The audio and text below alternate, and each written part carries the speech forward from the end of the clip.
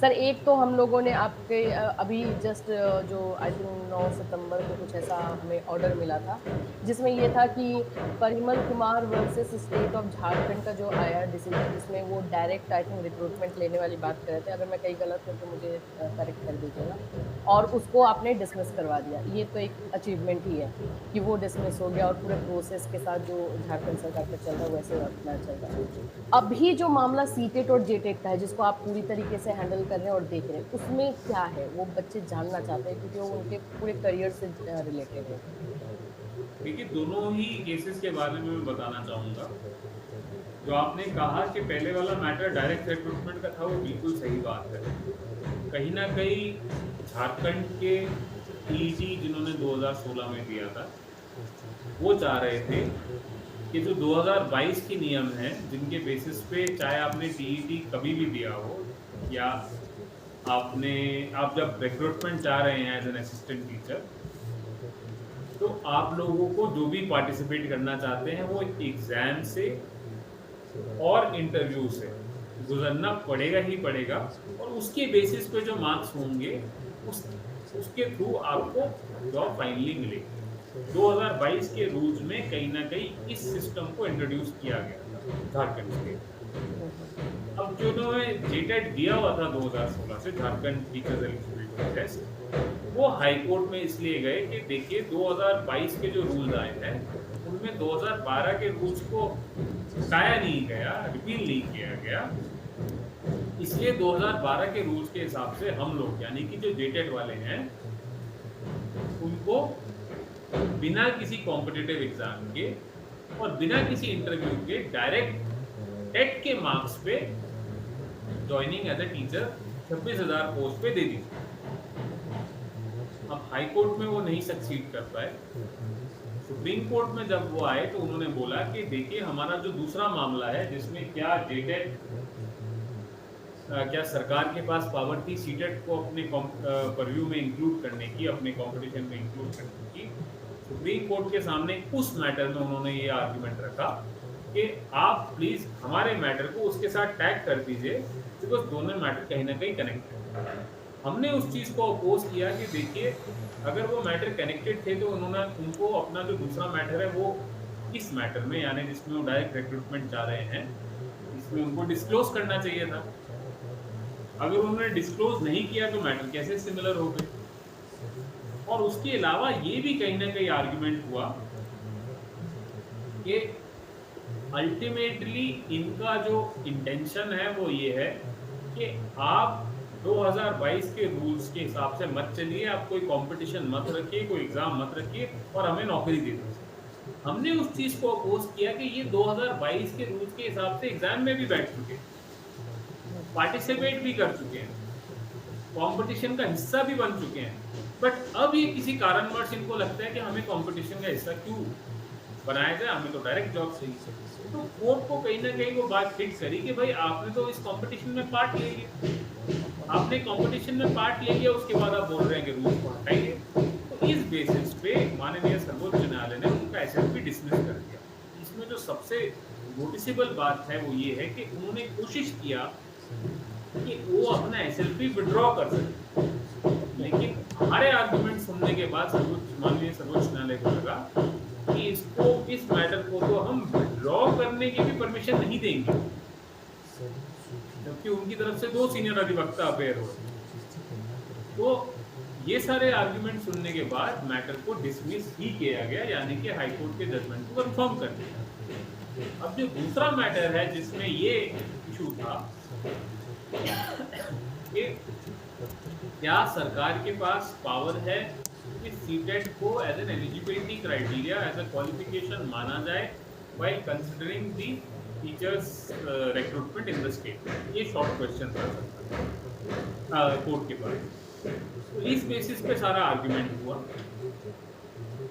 और क्या सीटेट को सरकार के पास पावर थी या नहीं थी, ये कहीं ना कहीं अगर आप लोगों ने हियरिंग देखी हो तो सरकार ने अपने तथ्य रखे कोर्ट के सामने, बट कहीं ना कहीं कुछ ना कुछ कोर्ट को क्लैरिटी सरकार के तथ्यों के बेसिस पे नहीं आई। बट जब हम यानी कि हम जो लोग सीटेट वालों को रिप्रेजेंट कर रहे थे हाई कोर्ट से, हमने जब तथ्य रखे, उस तथ्य रखने के बाद माननीय सर्वोच्च न्यायालय ने 2 या 3 प्रश्न पूछे ऑपोजिट साइड से। हुँ, उन प्रश्नों से समझ आता है कि जो हम बात कहना चाहते थे वो माननीय सर्वोच्च न्यायालय तक पहुँच गई। और वो बात क्या थी? वो बात ये थी कि जब सरकार ने एक बार कोर्ट में बोल दिया कि हम सीटेट को इंक्लूड करेंगे और उसके बाद 29 जनवरी 2024 को सरकार एक अमेंडमेंट ले आई कि अब हम सीटेट को इंक्लूड करेंगे और उस अमेंडमेंट का आज तक कोई चैलेंज नहीं है। तो जो 29 जनवरी 2024 से पहले हुआ वो सब वाइप ऑफ हो जाता है। ये हमने पहला आर्गुमेंट रखा। दूसरा आर्गुमेंट जो हमने खास करके रखा कोर्ट के सामने वो ये था कि जो रूल्स थे जिसके बेसिस पे एग्जामिनेशन हुआ टीचर्स रिक्रूटमेंट के लिए, जो एडवर्टाइजमेंट थी 2023 की, उसमें खास करके ये रूल है कि आपका जो क्वालिफिकेशन है वो लास्ट डेट पे, यानी कि जब लास्ट डेट जब आप फॉर्म सब कलेक्ट कर रहे हैं सब छात्रों से, सब कैंडिडेट से, उस दिन पे आपका क्वालिफिकेशन पूरा हो रहा है कि नहीं, ये कंसिडरेशन में लिया जाए, ना कि जिस दिन एडवर्टाइजमेंट पब्लिश हुई है। रूल्स ये कहते हैं। और तीसरी चीज हमने ये कही कि ये जो अमेंडमेंट हुई है, ये जो एक्सटेंशन हुई है एडवर्टाइजमेंट की, जुलाई 2023 की एडवर्टाइजमेंट की, ये कम से कम 7 से 8 9 बार एक्सटेंशन हुई है और कोई भी एक्सटेंशन को जेटेड वालों ने आज तक चैलेंज नहीं किया। ये सारे तथ्य along with some Supreme Court की जजमेंट्स हमने कोर्ट के सामने रखा। तो कोर्ट ने अब मैटर सिर्फ रिजर्व किया है, अल्टीमेटली जब जजमेंट आएगा तो पता चलेगा। ऑफ कोर्स हमने ये भी एक चार्ट बना के दिया कोर्ट को कि झारखंड के अलावा कम से कम 10 ऐसे राज्य हैं जिन्होंने सीटेट को इंक्लूड किया है कि हम सीटेट को कंसिडर करेंगे, और खास सर करके सुप्रीम कोर्ट झारखंड में। जी सर सुप्रीम कोर्ट में झारखंड सरकार का क्या रुख रहा है जेटेड सीटेड में? देखिए, झारखंड सरकार का ये रुख जरूर रहा है। हालांकि आप लोगों ने वीडियो देखा है, आप लोग सब कुछ समझदार हैं, बट इस चीज को समझने की जरूरत है कि कहीं ना कहीं माननीय सर्वोच्च न्यायालय झारखंड सरकार के आर्ग्यूमेंट्स को रखने के तरीके से और झारखंड सरकार के डॉक्यूमेंट्स फाइल करने के तरीके से या झारखंड सरकार के मैटर को आर्ग्यू करने के तरीके से संतुष्ट नहीं। ये कहीं ना कहीं सर्वोच्च न्यायालय ने अपना व्यू बार बार एक्सप्रेस किया है हेयरिंग के दौरान, बट हमें रिजल्ट से मतलब है। तो चाहे जितना भी जिसमें और हमारे कंट्रोल में नहीं है, हम तो जिस केसेस को जिसको रिप्रेजेंट कर रहे हैं उसकी तरफ से आर्ग्यू कर सकते हैं। तो जिस केसेस पे हमने अपने आर्ग्यूमेंट लिए वो कहीं ना कहीं हमें ऐसा लगा कि कोर्ट ने उसको समझा आर्ग्यूमेंट्स को, बिकॉज उन्हीं बेसिस पे माननीय सर्वोच्च न्यायालय ने दूसरी साइड से क्वेश्चन पूछा। अब आज की डेट में जजमेंट रिजर्व है। अब कोर्ट का डिस्क्रिशन है कि वो किस आर्ग्यूमेंट को ऊपर रखती है, किस आर्ग्यूमेंट को वे करती है, किस आर्ग्यूमेंट के बेसिस पे जजमेंट देती है, वो अलग चीज है।